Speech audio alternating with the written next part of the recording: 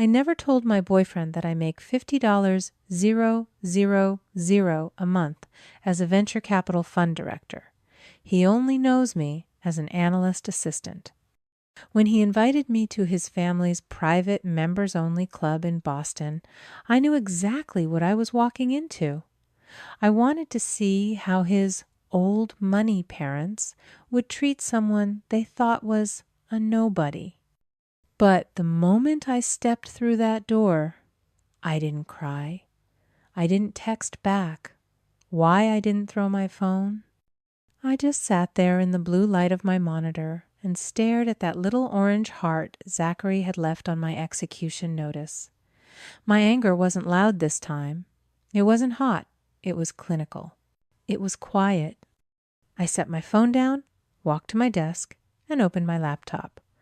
I opened a single file, one I looked at every single month, a password-protected Excel sheet. The file name was simple: Family Support Ledger. My fingers moved quickly across the keys. Row 1, Richard and Elizabeth last name, Beacon Hill Mortgage. Monthly payment, $6,000. I clicked the auto payment link to my bank. Cancel.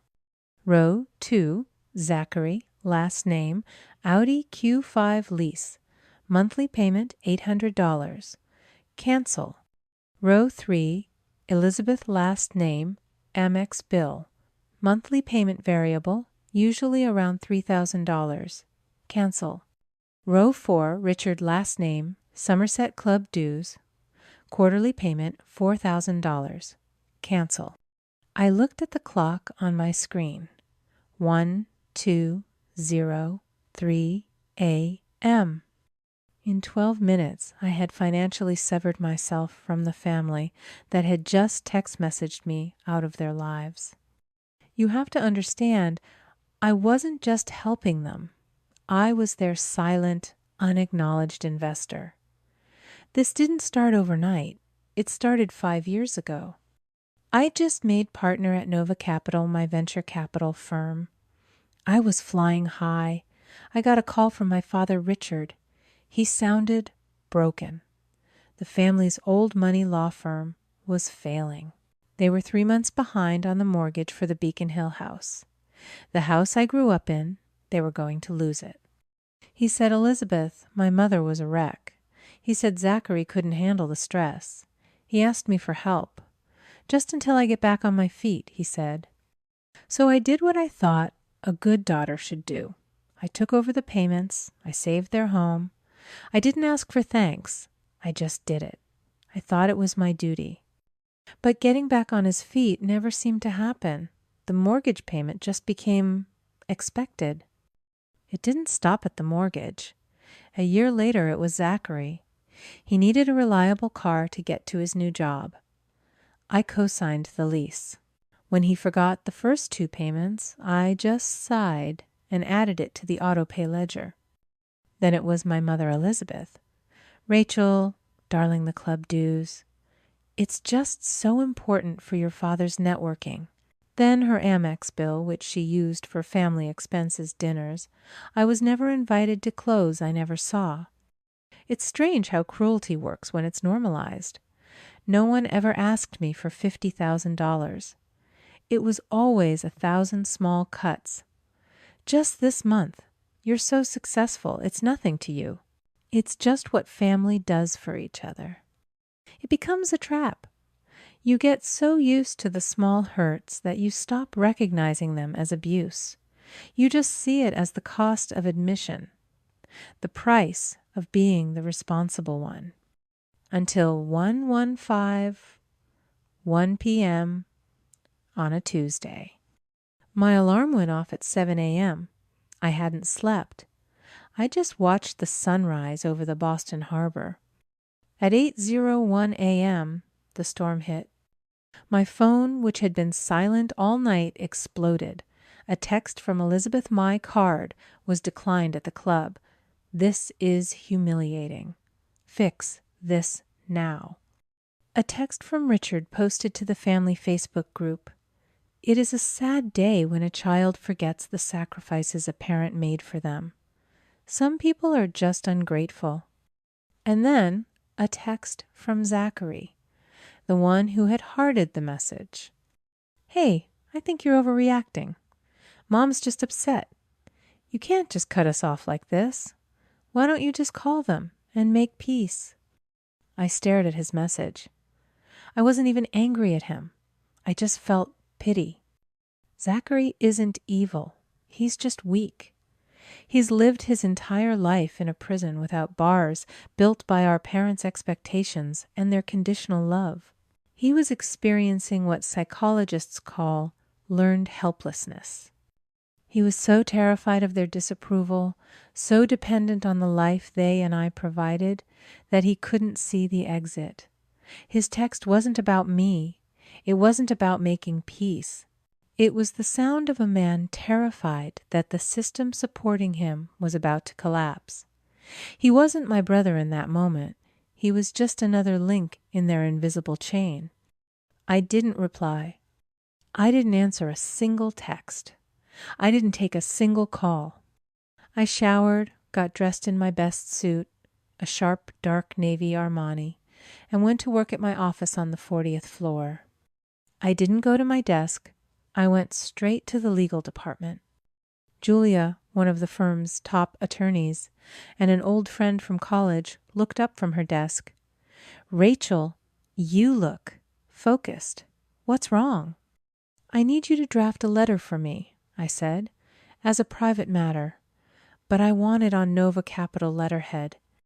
I sat down, pulled out my phone, and emailed her the password-protected Excel file, Family Support Ledger. She opened it. Her eyes widened as she scrolled through the tabs. 5 years of payments. Rachel, she whispered, looking at the total at the bottom. $380,000. They call me the family problem, I said, my voice even. I call myself their chief investor, and I'm calling in the debt. Julia's expression hardened. She went from friend to lawyer in a split second. I'll have it ready in an hour. The letter she drafted was a work of art.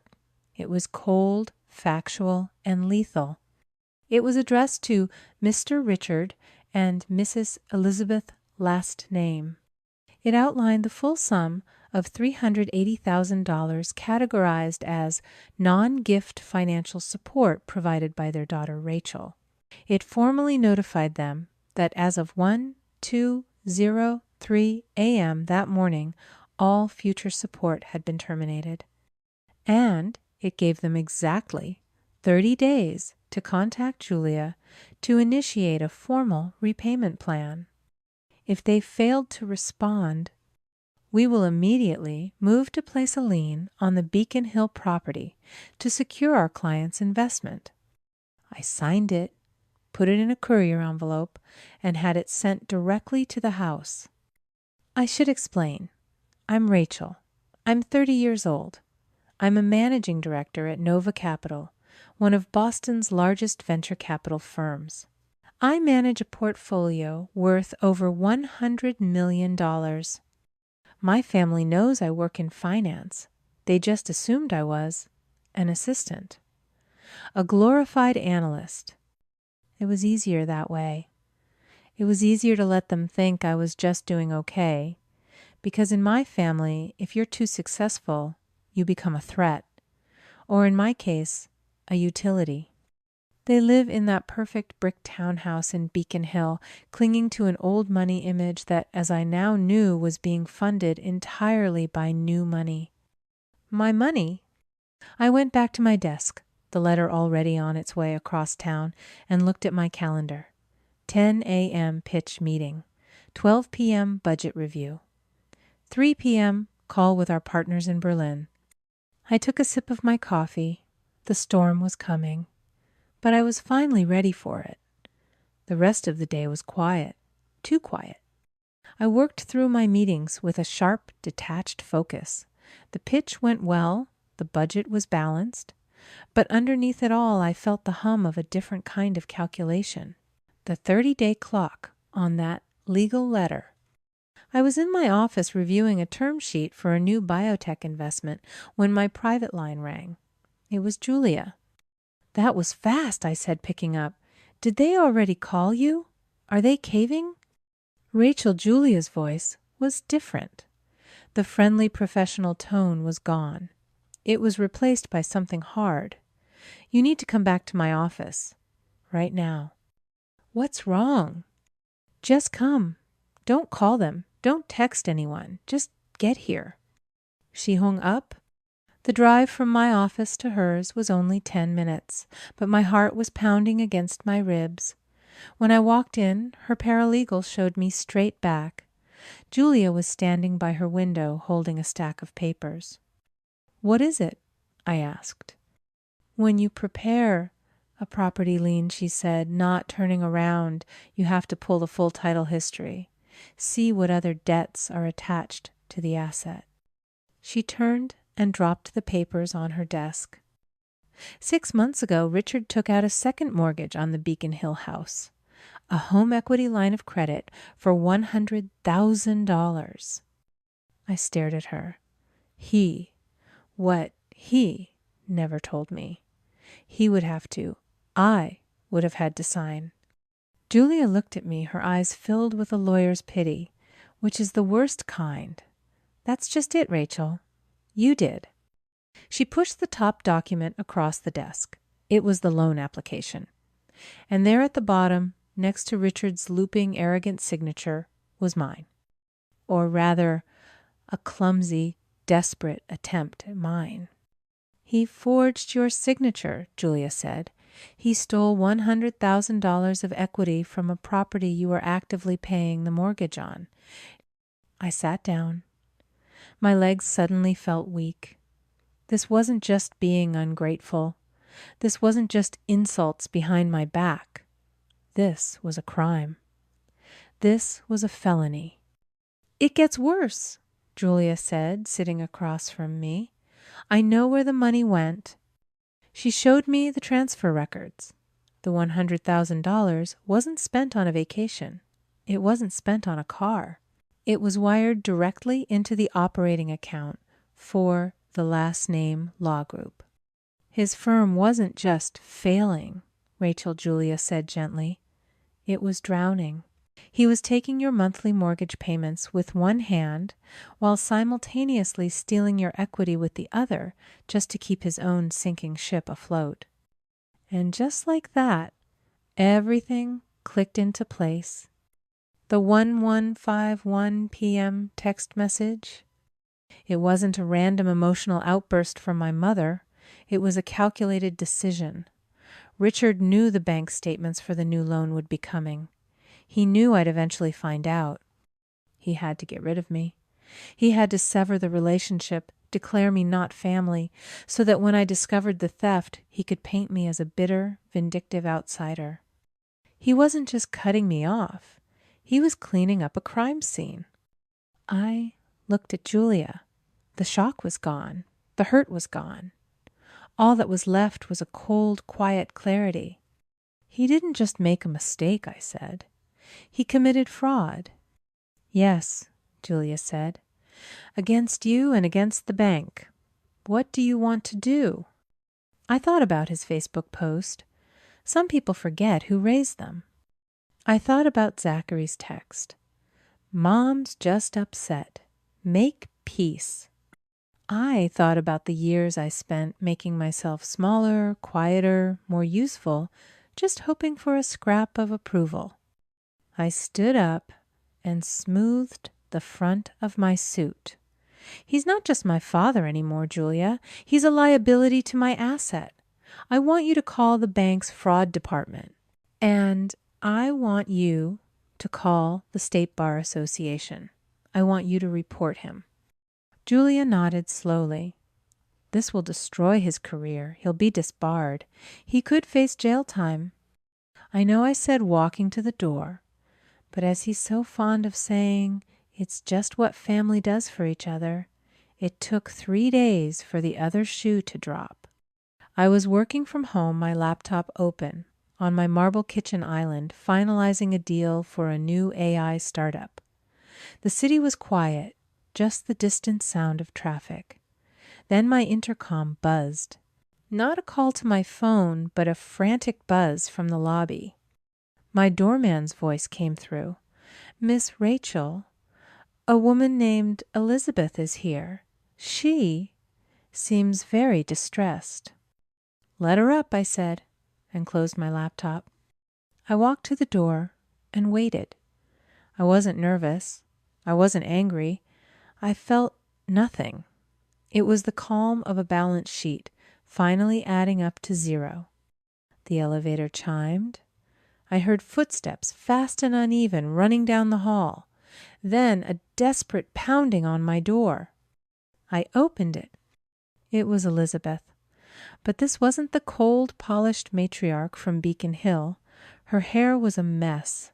Her eyes were red and swollen mascara streaked down her cheeks. The expensive cashmere coat she wore was buttoned wrong. "Rachel," she gasped, pushing past me into the apartment. "Oh, Rachel, thank God. You have to help us." I closed the door slowly. "Help you with what, Elizabeth?" "The bank, they're foreclosing. They're taking the house, Richard." "Then your father. He made a mistake. A terrible mistake." She was sobbing, now grabbing my arm. Her perfectly manicured nails dug into my sleeve. "He didn't know what he was doing. He was just confused. You have to call them. You're in finance. You can fix this. Tell them you'll pay.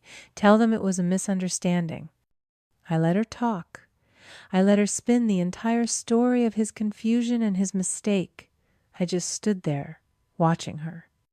When she finally paused to take a ragged breath, I spoke.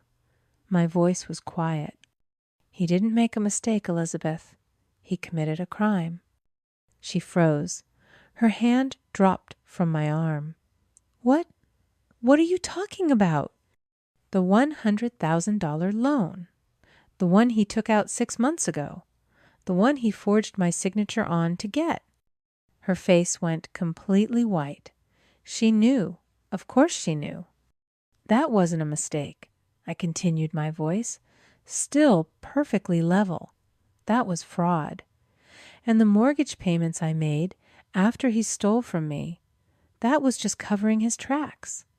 "Please," she whispered, her voice cracking. "Rachel, please. It's your family. It's your home. You can't just let them take it. Do something." "Oh, I already have," I said. I walked over to my desk, picked up a single thick envelope and held it out to her. She looked at it confused.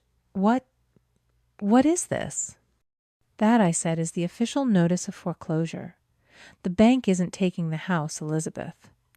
She ripped open the envelope, her hands shaking as she pulled out the legal documents. Her eyes scanned the first page. I watched her face as she read the name of the new primary creditor, the entity that had bought the debt from the bank. "I am," I said. "I'm taking the house." She looked up, her eyes wide, with a horror that was almost satisfying. "I've been paying for it for 5 years. I might as well own it. You and Richard have 30 days to vacate the property. My property—" "No," she breathed. "No, you can't. You wouldn't." "You cut me out," I said, walking to the door and opening it. "You texted me at 11:51 at night to tell me I wasn't family.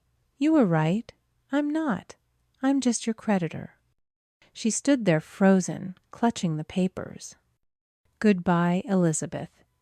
She stumbled out into the hallway, still whispering no, and I closed the door, shutting out the sound. I leaned against the wood, listening to her footsteps fade away. I rubbed my eyes, not trying to summon regret, but just clarity. This wasn't revenge. It was accounting. 6 months passed.